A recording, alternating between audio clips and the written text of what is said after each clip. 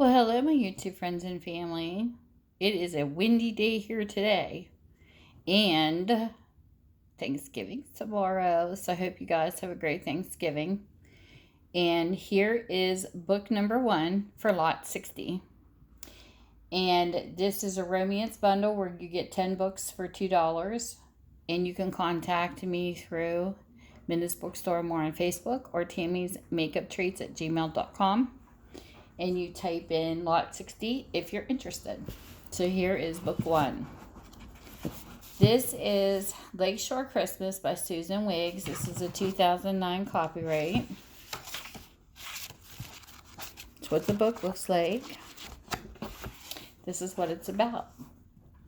Feel the magic of Christmas on Willow Lake. Maureen Davenport finally gets to direct Avalon's annual holiday pageant, and she's determined to make it truly spectacular. But former child star Eddie Haven is turning out to be a tattooed lump of coal in her stocking. Eddie can't stand Christmas, but a judge's court order has landed him right in the middle of the merrymaking. He and Maureen spar over every detail of the pageant, from casting troubled kids to Eddie's original and distinctly untraditional music. Is he sabotaging the performance to spite her, or is she forcing the show into her storybook perfect notion of Christmas? And is it possible that they're falling in love? Oh, this is like a good Christmas story. So this is book 1. Book number 2, a little mark right there. This is called Spanish Interlude by Tessa Lee, and this is a 1970 copyright. That's what the book looks like. This is what it's about. More than a girl could hope for, Carol Ray felt herself on the threshold of an exciting new life when she came to Spain to be close to her fiancé, Paul Reynolds. During the 2 years he would be working on the development of an atomic reactor, this coupled with the position of companion secretary to the family aristocratic Dona Inés de Santos, seemed more than a girl could hope for. But when Carol met handsome, exciting Felipe de Santos, the attraction made her question her love for Paul, and eventually her loyalty to her country. So there is book number 2. Book number 3.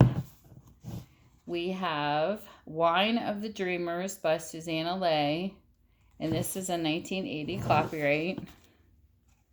It's got some wrinkles in it, a little hole, some writing, some aged pages. Lots of good reading, though. Love's Mysterious Mirror. Mert was a prized young beauty in the Egypt of the pharaohs, whose life turned into a nightmare when she became a pawn in a royal game of ruthless politics and hideous passions. Amy was a lovely, sheltered young lady in the 19th century France whose innocence savagely ended when she was sold into a marriage of callous convenience and unspeakable corruption. What was the strange connection between these two tormented victims of men's lust and their own need for love? What secret strand of destiny stretched over 30 centuries to bind their fates together? Here is the spellbinding remaining novel that spans 2 continents and 3,000 years in time to tell the story of 2 beautiful women whose lives were darkened by illicit passions and forbidden loves, and whose destinies were mysteriously interlocked. Wine of the Dreamers. That sounds like a good book. So that is book number 3. Book number 4. We have In Gold Was Ours by Rebecca Brandywine. A little hole right there, a little bit of writing. Lots of nice reading. And this is what the synopsis is. The book is about. Love called them across the sea and bound their fate to a golden legend. In a faraway Spain, Aurora's fortune was foretold, the exile from the home of her aristocratic ancestors, the journey of the steaming jungles of Peru, and at last the love of a fiery, dark man. Now on a plantation haunted by the tale of lost love and hidden gold, the raven trust beauty awaits the swordsman and the warrior she has seen in her dreams. Will he come and protect her from the enemies that seek to destroy her? Will he love her with a promised passion, wilder than the tropic storms and brighter than most precious treasure? So there is book number 4. Book number 5. This is The Passion and the Fury by Amanda Jean Jarrett. And this is a 1983 copyright. That's what the book looks like. This is what it's about. Their bodies blended together perfectly. Every move he made, she complimented. Every feeling he had, she seemed to have too. He had never known such a desire. It aroused him again and again. 1872, on a plantation in South Carolina, a spirited Southern girl and a suddenly appearing mystery man from the North faced a strange and dangerous destiny. Sounds like a good one. So that's book number 5. Book number 6. This is called The Insiders by Rosemary Rogers. This is a 1979 copyright. A little bit of writing. That's what the book looks like. This is what it's about. There's only one thing more satisfying than money and power. Love moves wildly through the pages of The Insiders, the one novel millions of readers will recognize as the ultimate sweet, savage love experience. Eve. She was a captivatingly beautiful photographer's model.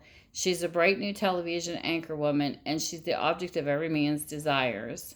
From the breathtaking northern California coastline to the fierce competitive media worlds of Los Angeles and New York City, Eve is caught in the whirlwind of the beautiful and the rich and the uncontrollable desires of Brant, a cruel sensualist whom nothing is forbidden. Nothing. Sounds captivating. So there's number 6. Book number 7.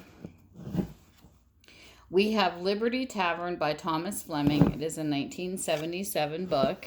A little bit of writing, lots of aged pages.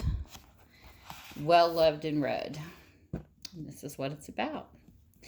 The American Revolution is love and hate. Is a beautiful woman flogged for loving a royalist. It is a young idealist who murders in the cause of liberty.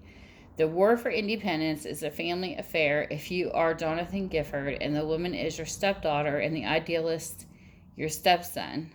And if at the crossroads of the revolution, where leaders meet, profiteers connive and rival armies pursue each other with burning and pillaging, stands the inn you own.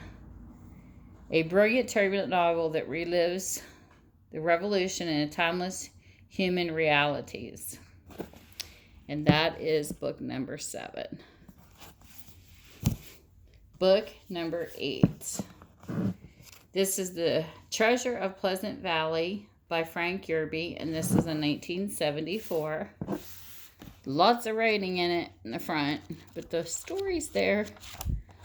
And it is Sweet Vengeance. Handsome, aristocratic Bruce Harkness came to California in 1849 determined to erase the scars of the past.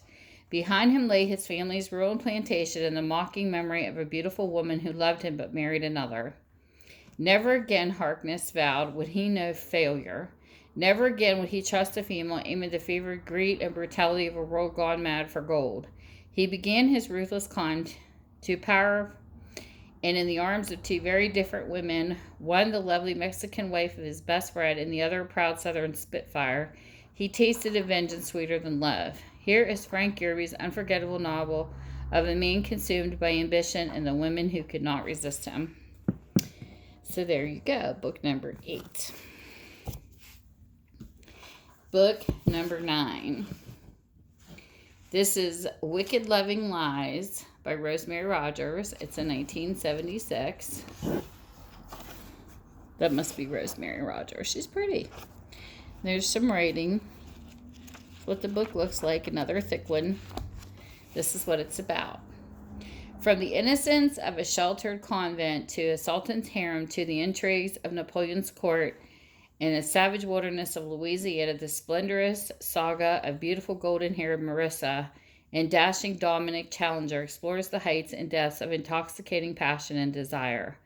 From the trembling dawn of their first silken intertwining, they plunge bodily into the swirling events of a thrilling age, braving intrigue, captivity, and revolution until their unquenched desires at last unite in a blaze of undying passion and infinite love. So there you go, book number 9. And then we have book number 10. This is called The Transit of Venus by Shirley Hazard. It is a 1981 copyright. That's what the book looks like. Got a little hole right there. A little bit of writing in the front. And there's your story. And this is what it's about. Caroline and Grace Bell, beautiful Australian sisters, orphaned in childhood, arrive in England in the 1950s. What happens to them over the next 3 decades and to the men who love them? Grace chooses a safe marriage and security. Caroline takes risks and enters into the limbo of sexual love. In a vibrantly rich saga of changing hearts and deceptive emotions, we become deeply involved with these 2 women and follow them through their passions and betrayals to an astounding climax. And that's all you get. So there is book number 10. With that, I hope you guys have a great time, whatever time zone you're in. Happy Thanksgiving to everybody out there. I hope you have safe travels. Hopefully, I will get to do a video tomorrow, but we shall see.